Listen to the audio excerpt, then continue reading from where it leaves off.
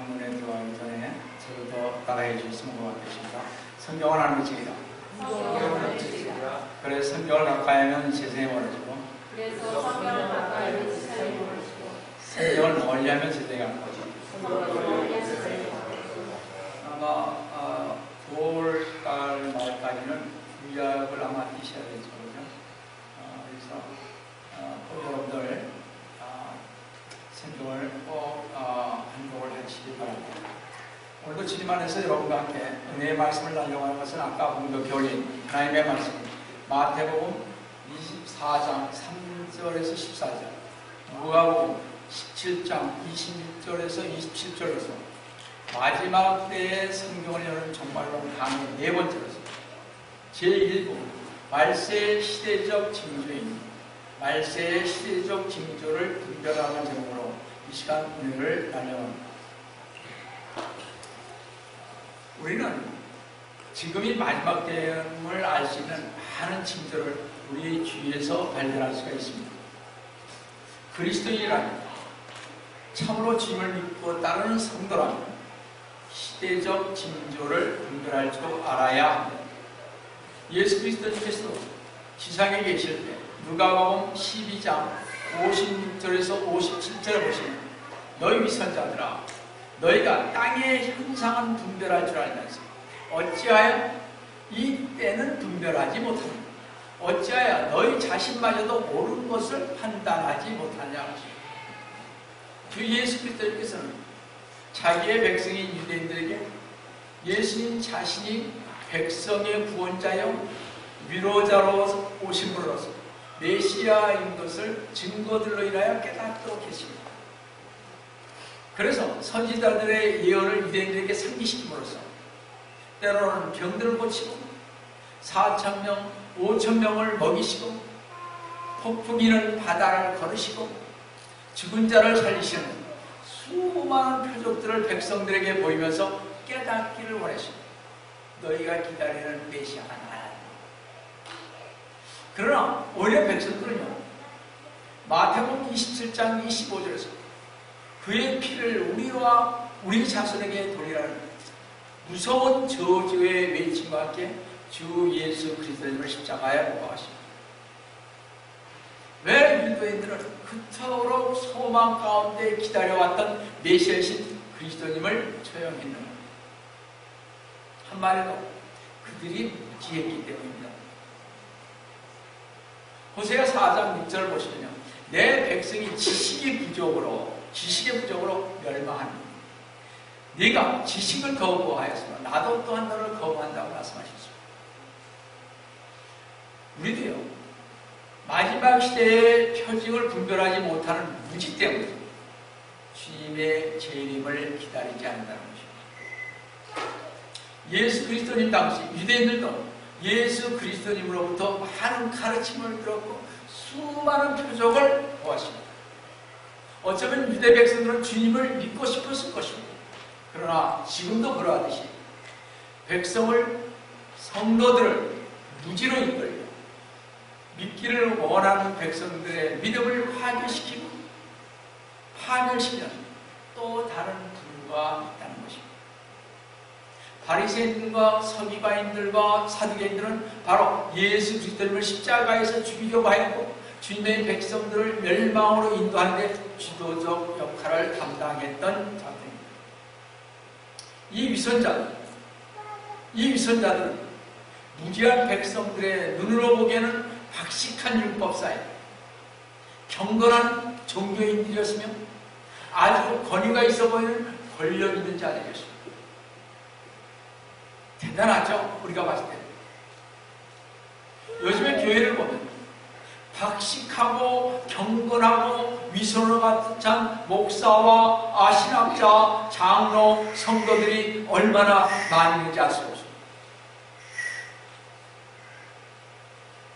근데 사람들과 달리 외모를 보시지 않고 마음의 중심을 살피시는 하나님이신 주 예수 그리스도님께서는 결코 위선자들의 위선과 가증함을 모르지 않습니다.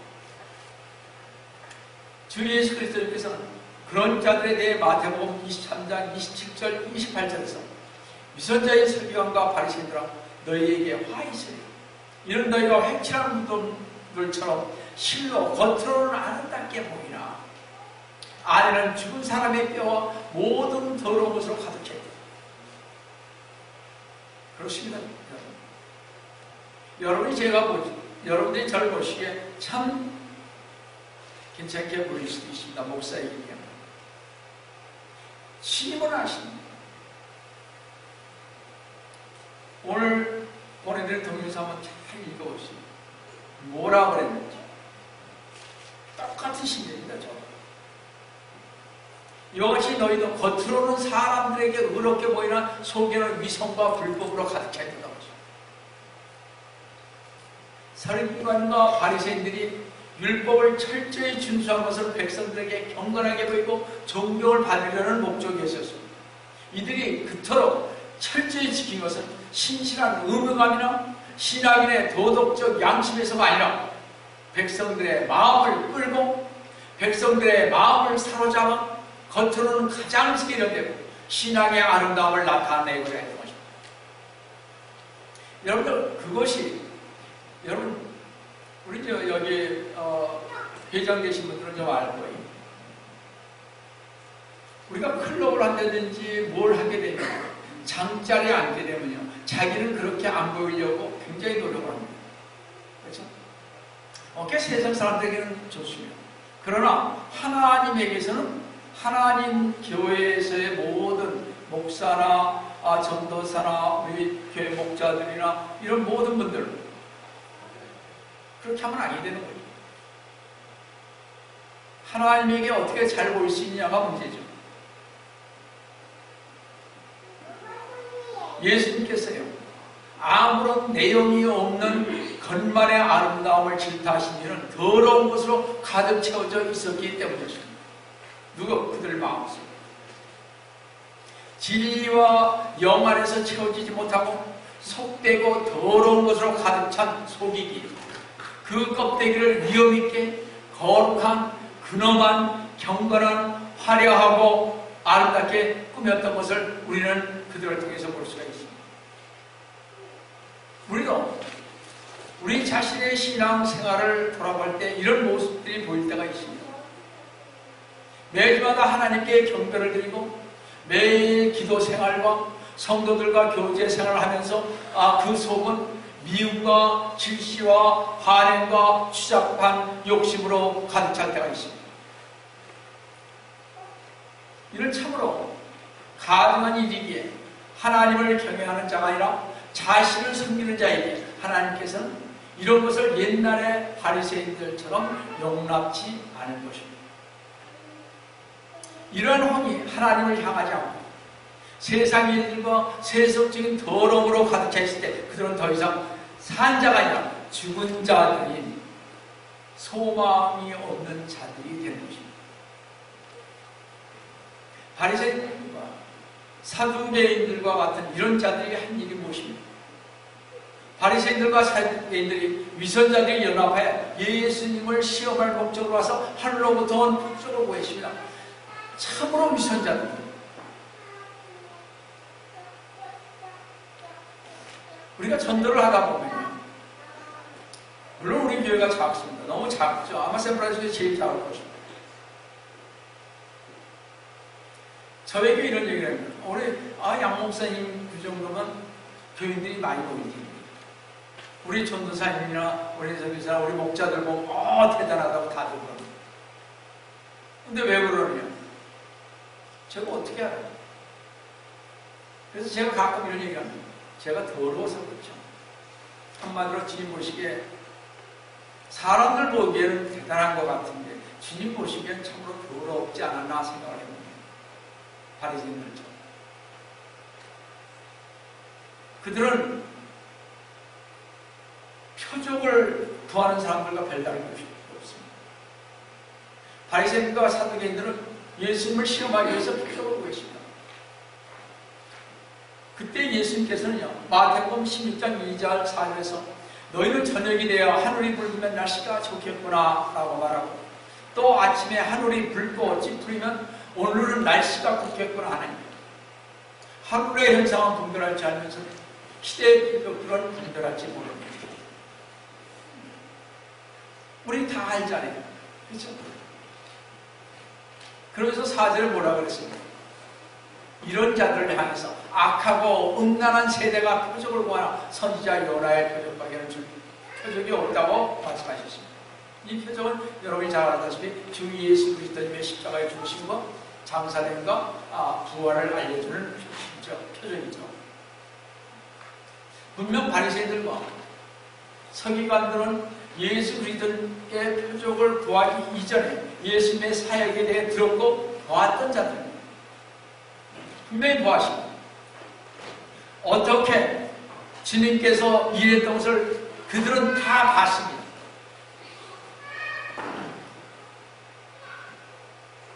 그러나 이들은 귀가 있으나 듣지 못한 귀요, 주님이 계시는데 귀는 있었는데 못 듣다. 눈이 있으나 볼 수 없는 눈이기에 주님의 지혜의 가르침이나 놀라운 표적을 깨달을 수도 없고 믿을 수는 더욱더 없었을 것입니다. 마찬가지입니다. 어떤 것이 정말 참 선배인가? 어느 정도 우리가 대화를 해보면 알 수가 있습니다. 그러니 하나님께서는 더 잘 아시겠죠. 여러분들, 주님께서요, 이 바리새인과 서기관들, 즉 자신들에게 주신 말씀을 통하여 분명하게 계시되어 있는 메시아이신 예수님을 믿어야 했지만 그들은 전혀 하나님을 두려워하지 않았습니다. 진짜 하나님을 두려워하지 않았습니다. 이사야 29장 14절의 말씀처럼 이 백성이 입으로는 나를 가까이 하면 그들의 입술로는 나를 존경하나 그들의 마음은 내게서 멀리 떠났습니다. 맞습니다. 우리는 입술로는 얼마든지 하고 그거 립서비스라고 뭐라고 그랬구만. 얼마든지 합니다. 세상에 그런 사람이 없죠.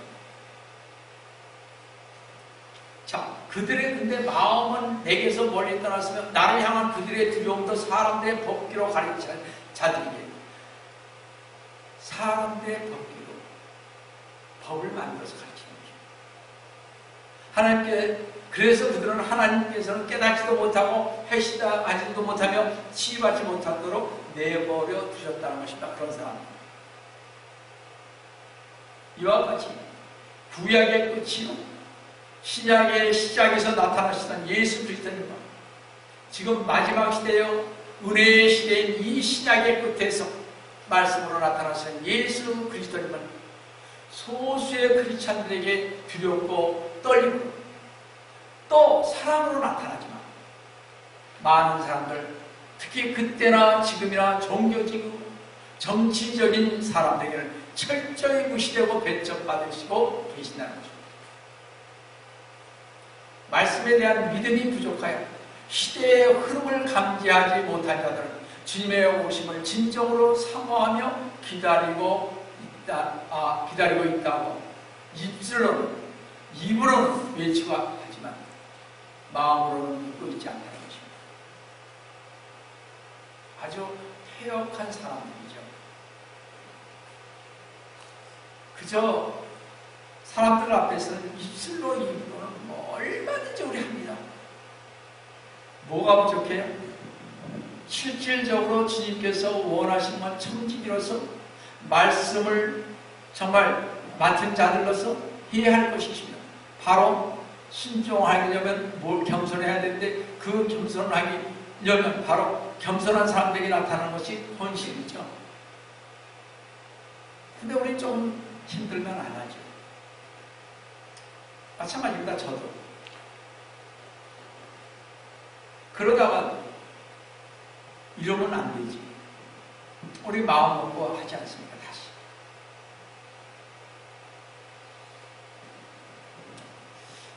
피어슨이라는 A.T. 피어슨은요, 역사가 보여진 증거를 통하여 인류 역사를 보면 처음에는요, 완전하고 분명한 향상된 계시가 주어진다는 것입니다.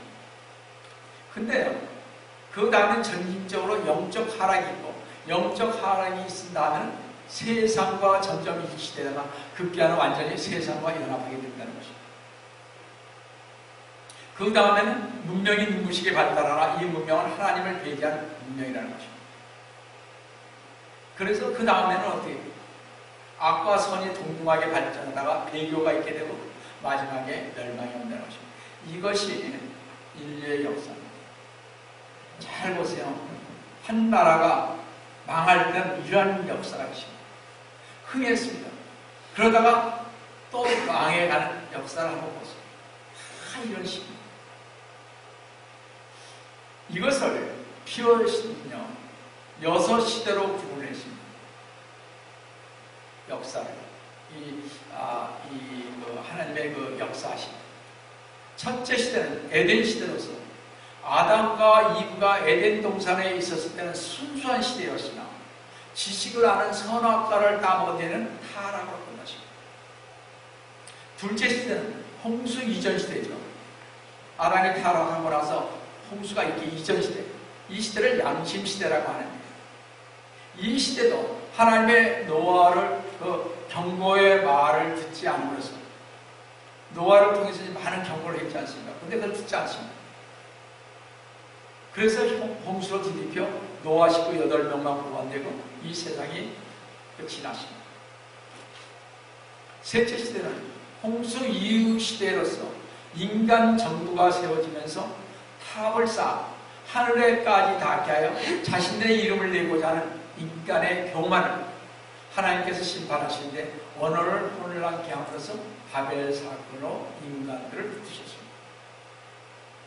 넷째 시대는 그 시대가 끝나고 나서 하나님께서는 이제 족장 시대로서 아브라함, 이삭, 야곱, 요셉으로 이어져 이집트의 노예 생활로 끝이 났습니다. 다섯째 시대는요 율법 시대로서 모세가 받은 하나님의 계명을 지키는 율법을 지키는 시대로서 주 예수 그리스도의 십자가 처형과 그로 인한 유대 민족이 전 세계로 흩어지는 결과로서 끝났습니다. 그렇죠? 예수님이 십자가에 돌아가셔서 끝났습니다. 마지막 여섯째 시대는 그래서 은혜 시대로서 교회 시대를 말합니다.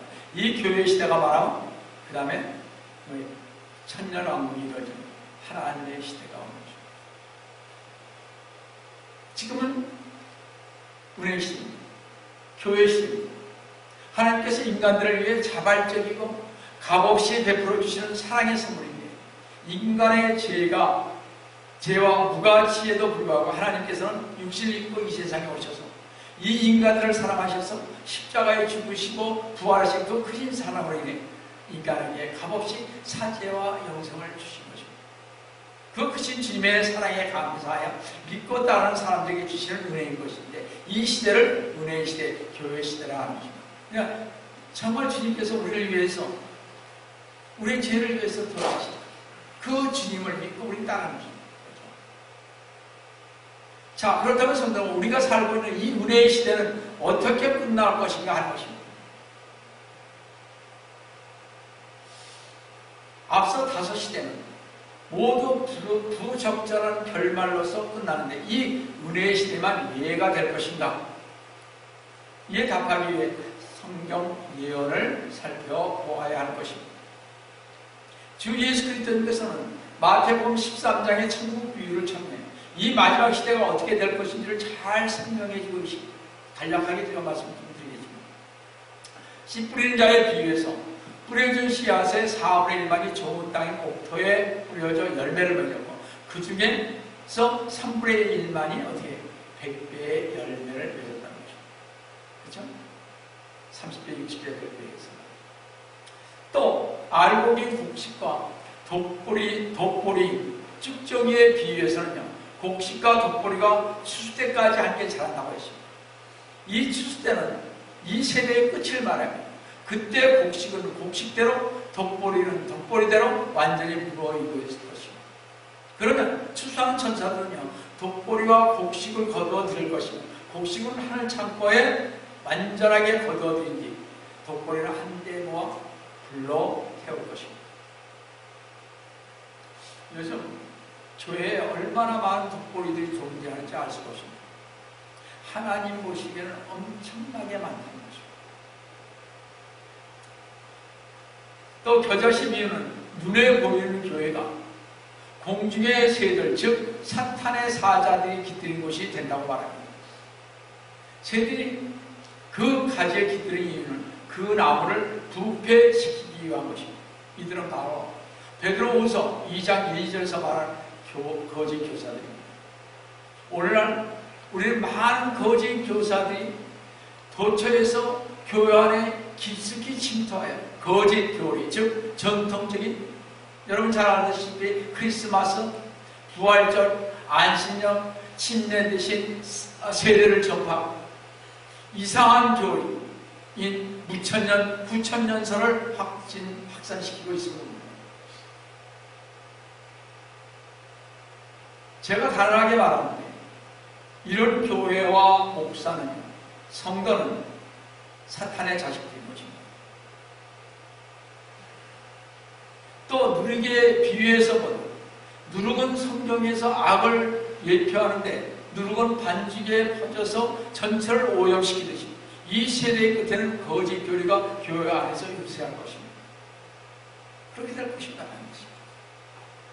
그래서 지금은 많은 교회들이 WCC, WEM이 정말 많은 교회들, 세상적인 정치적인 것들, 자, 이게요 교회 안에 엄청 들어와 있습니다. 지금 교회에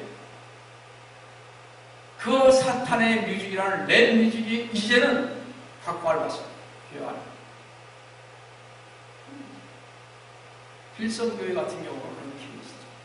그 교회에 수만 명, 수십만 명 모이다 호주에서 일어나서 뉴욕으로부터 해서 우리나라에 엄청나게 커집니다. 저한테 연락이 왔어요. 임금이십니다. 그 교회 괜찮은 거죠. 그래서 거기가 굉장히 한마디로 제가 다 연락했어요. 가져갔어요. 뭐 다들 난리죠, 한국이에요. 그까지 10만 명, 20만 명 모이고 100만 명 모이고 무슨 적이십니까? 그런 거예요. 여러분들 그렇습니다. 모르면 아까만 지식이 없어서 많죠.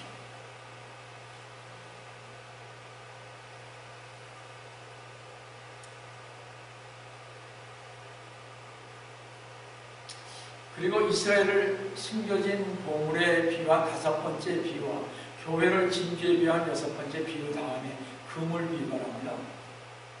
이 그물 비유에서는 이 세대의 끝에는 인류의 바다 전체가 복음의 그물에 걸린 것이 아니라 지극히 적은 부분만 걸린다는 것입니다.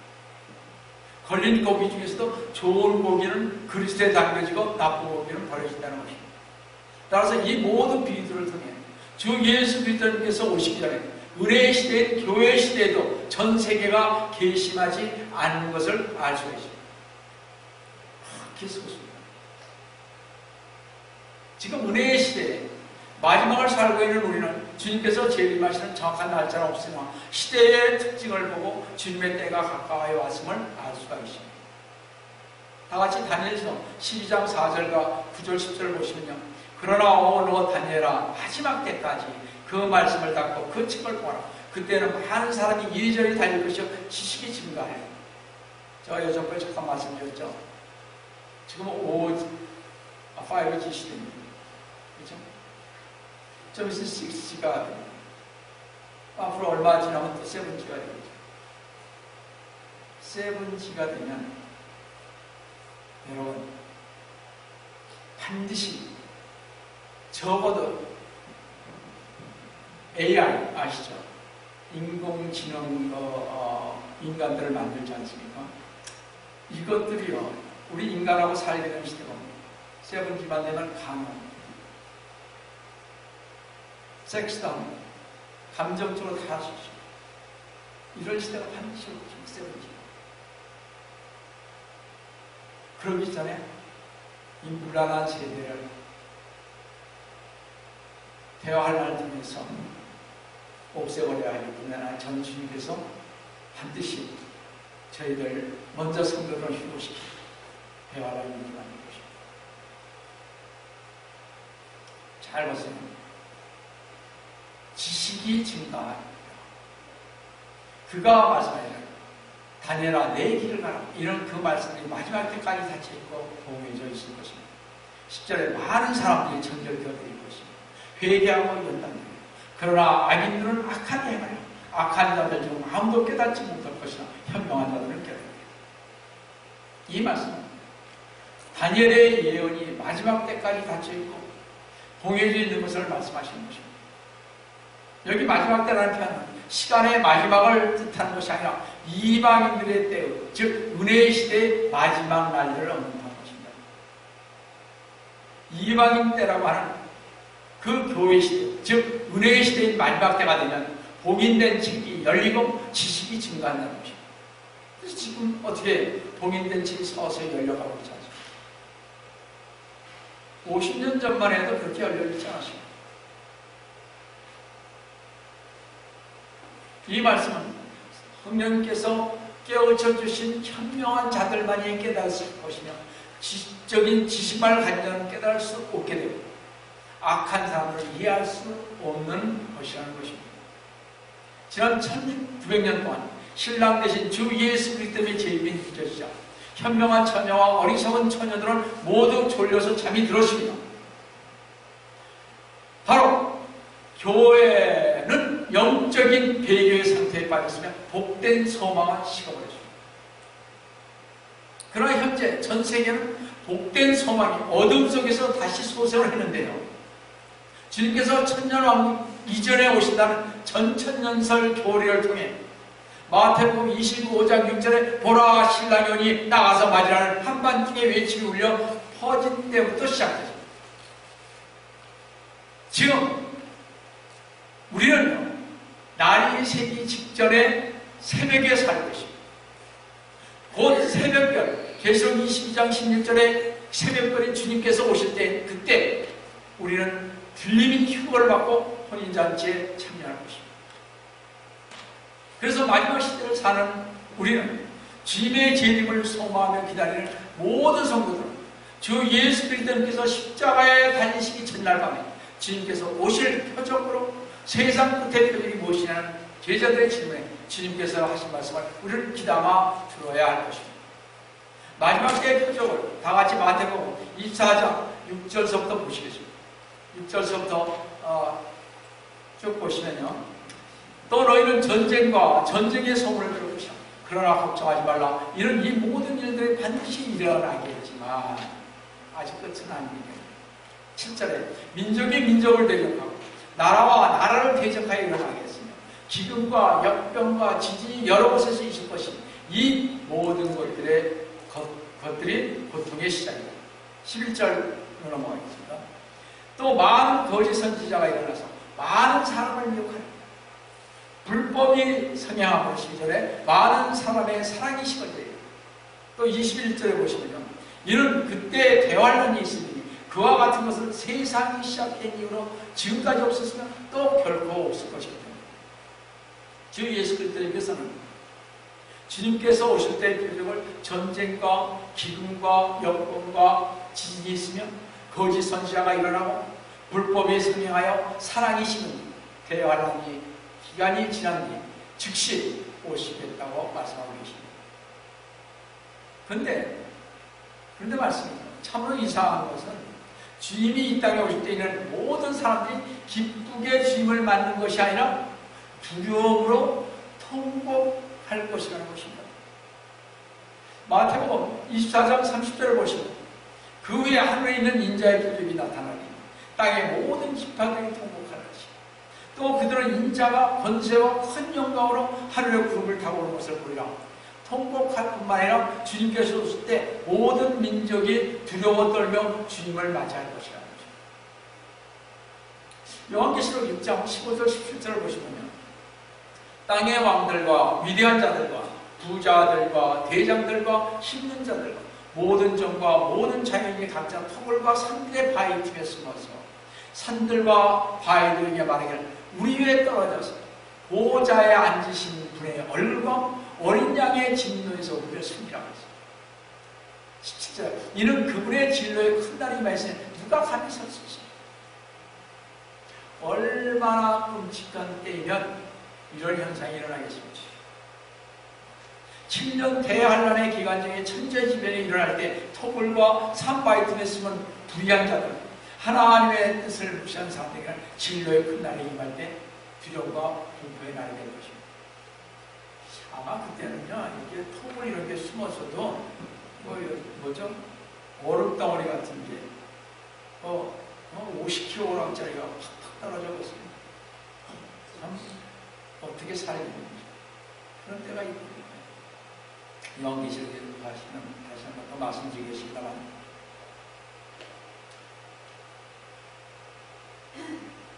홍수에 대비하여 미리 방주를 예비했던 노아가요, 온 세상을 멸망케 할 엄청난 폭우가 쏟아질 때에도 두려워하지 않을 수 있었듯이 주님을 믿고 따르는 삶을 대비한 성도들은 주님의 진로의 큰 날이 이를지라도 결코 두려워하지 않게 될 것입니다.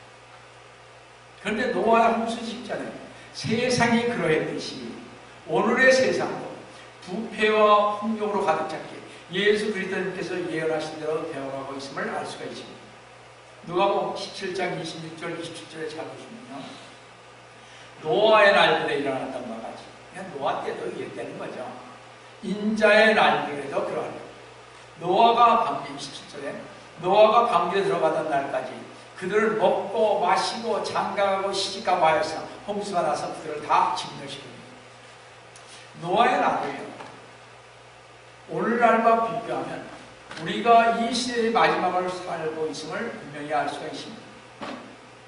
주 예수 그리스도님께서 이 세상이 다시 오신다는 재림에 대하여 경고하시는데, 노아의 홍수 사건을 언급하시면서 그 창세기 6장 7장에서 말이죠, 이 마지막 시대에는 노아의 홍수 시대의 사람들이 그 근본적으로 잘못된 큰 특징인 것이 마지막 시대의 지금과 똑같다. 노아 홍수 시대와 지금의 시대의 특징을 한번 보겠습니다. 그 첫째로요, 노아 시대의 사람들은요, 홍수 시대 그 사람들은 창조주 하나님을 기억하지 않았고 경배하지도 않았습니다. 오늘날도 마찬가지로 많은 사람들은 자신의 삶을 즐기기에 너무 바쁘기 때문에 하나님을 섬길 시간을 갖지 못하고 헌신하지도 않습니다. 이민 교회에서 특징이, 옛날에는 교회 와야 사람을 만나고 가족을 만나고 그런 경우가 많았습니다. 또 잡을 잡았죠. 그래서 모였어요. 자, 둘째로 노아 홍수 시대 사람들은 이 땅에서 자신의 집을 짓기에 정신이 없기 때문에 화려한 영원한 집을 마련하는 일에 수고했습니다. 그렇죠? 자신들이 더 크게 멋있게 집을 짓고 부자들은 막 그랬을 것입니다. 노아 시대에. 오늘날도 마찬가지로 향락과 여행과 여가를 즐기기 위해, 또 돈을 벌기 위해 하늘의 상급과 보화를 쌓아두기를 싫어합니다. 실제로 노아 홍수 시대 사람들은요, 장가 들고 시집 간다고 했는데 시집 가고 장가 가는 것이 죄가 된다는 뜻이 아니라 자녀들에게 주님과 연합하게 하는 일, 그런 일보다는 자녀들에게 더 좋은 배포를 얻는데 더욱더 열성을 내고 있다는 거죠. 그렇죠? 저는 다 마찬가지죠. 오늘도 하나님의 백성인 성도들이 하나님보다는 세상적인 일에 더 관심을 가질 뿐만 아니라 신랑이신 주님과 신부되는 성도가 서로 연합하여 주님의 나라와 의를 구하지 않고 세상으로 자꾸 가고 있다는 것입니다. 그러니까 세상이 좋으니까. 여러분들, 이 자합이 그 매니저가 되고 좀 위로 올라가면요, 자합이 좋으면 좋을수록 돈을 많이 세상부터 받으면 받을수록 어떻게 해요? 짐이 이렇게만 생깁니다. 그들은 교회 잘 나가지 않습니다. 이제 어떤 일이 일어나면 이제 그때 가겠죠. 참으로 그러한 시대가 되십니다. 그래서 주님이 먹고 사는 것이 족하면 된다, 이런 말 얼마나 맞는 말씀인지 모르겠습니다.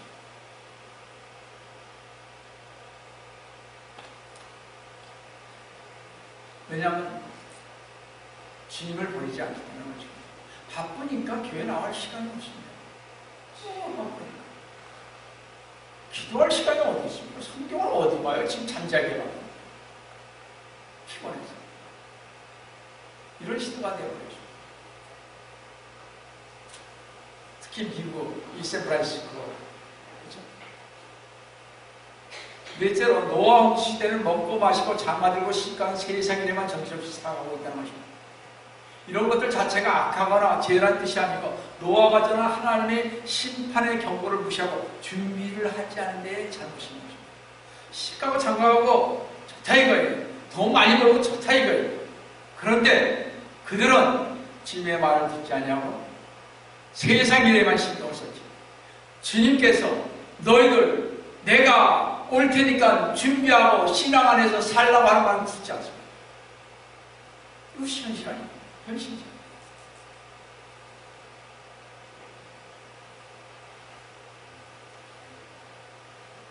오늘날의 세상 종말에도 세상 일에만 정신없이 몰두하고 세상 일에만 정신없이 종사하면서 또 세상 재판에는 염려하면서 하나님의 심판석 앞에 서야 한다는 엄연한 사실을 믿고 있다는 것입니다.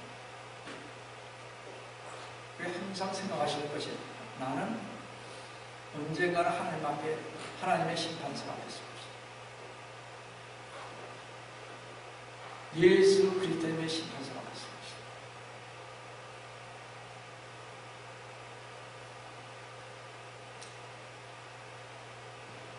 많은 사람들이 전혀 주님의 재림을 준비하지 않을 뿐만 아니라 주님의 심판을 무시하고 있습니다. 재림을 준비하지 않는데 어떻게 심판을 그러겠어요? 별로 감각이 없습니다. 전하 여러분, 솔직히. 다섯째로 노아 홍수 때는 노아의 전파를 거부했습니다. 오늘도 주님의 참종들은 주님께서 천년왕국 이전에 오신다는 사실을 전파하지만 이 교리는요 비웃음과 배척을 당하고 있습니다.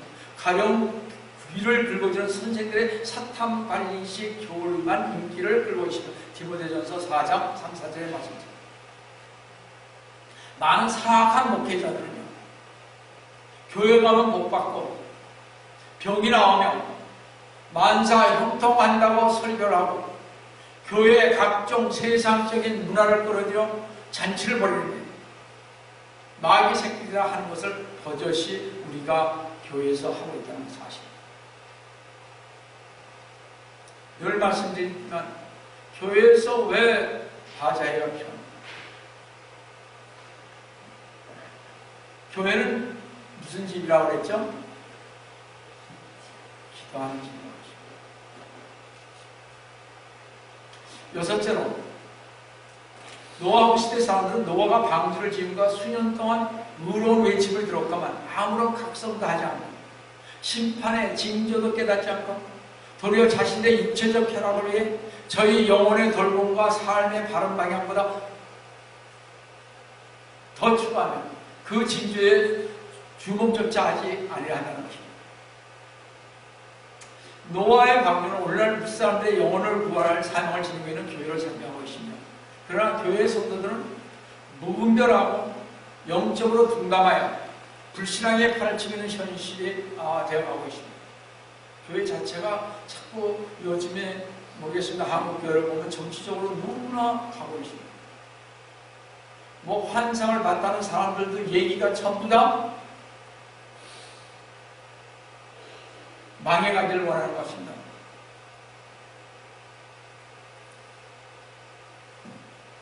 뭐가 그렇게 환상을 받으셨는지 난 잘 모르겠습니다.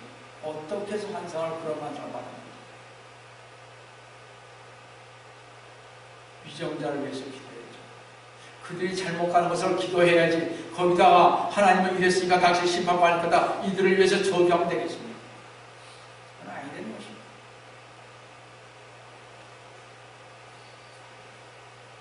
여러분, 노아 시대에 노아가 열심히 방주만을 지었던 것을 본받아서 성도들도 세상 사람들의 그릇된 형태와 교회 안에서의 그릇된 전통과 권위를 따르지 말고 지금 이 시간 세상과 교회에 되어져 가고 있는 일들이 얼마나 두려울 것인가를 인식하시면서 주님을 따르는 성도로서 열심히 주님의 몸된 교회를 위해 열심히 전도하고 열심히 주님과 교제하면서 참된 신앙으로 하나님의 나라를 건설하는 데 헌신해야 할 것입니다.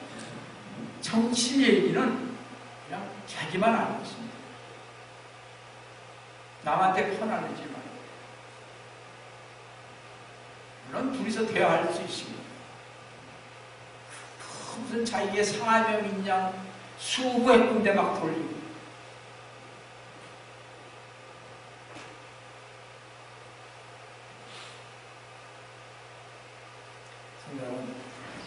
노아의 특징과 현재, 오늘날의 특징을 비교해 보면서 인자의 날, 즉 재림을 목도할 날이 얼마 남지 않은 것을 우리는 분명히 알 수가 있습니다.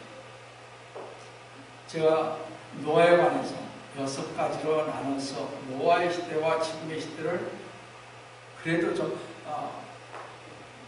분리해서 말씀을 드렸습니다. 종말의 때인 지금은 양과 염소가 철저히 구별될 것이며, 종말의 때인 지금은 참신앙인과 교인이, 제가 이렇게 말씀 중에서 설교할 때 교인이라는 것은 그런 성도가 아닌 사람들, 교회 왔다 갔다 할 때 사람들 교인이라고 제가 칭합니다. 이 교인이 구별될 것이며, 종말의 때인 지금은 천사들을 보내어 택하신 자를 모을 것입니다. 버림받아 심판을 받을 자들이 구별되고, 노아의 홍수 때처럼 방주에 들어갈 자와 방주에 들어가지 못할 자가 확실하게 구별될 것을 명심하십시오. 시대적 징조를 분별하여 주님의 오심을 사모하고 갈망하는 우리 성도 여러분 되시기를 속회하려 하신 주 예수 그리스도의 이름으로 축원합니다. 마치도록 하겠습니다. 사랑의 하나님 아버지, 진노를 진심으로 감사드립니다. 오늘도 주님께서 저희의 함께 해주셔서 감사드립니다. 주님, 저희를 꼭 붙잡아 주시옵소서. 정말 노아 때 이루어진 일들을 자세히 상고하면서 정말 주님 앞에 꼭 꿇어 엎드리는, 그래서 주님의 재림만을 사모한다는 저희가 될 수 있도록 도와주시기를 원합니다. 오늘도 주님께서 저희와 함께 해주시면 감사하고 주 예수를 받들어 간절히 기도드립니다.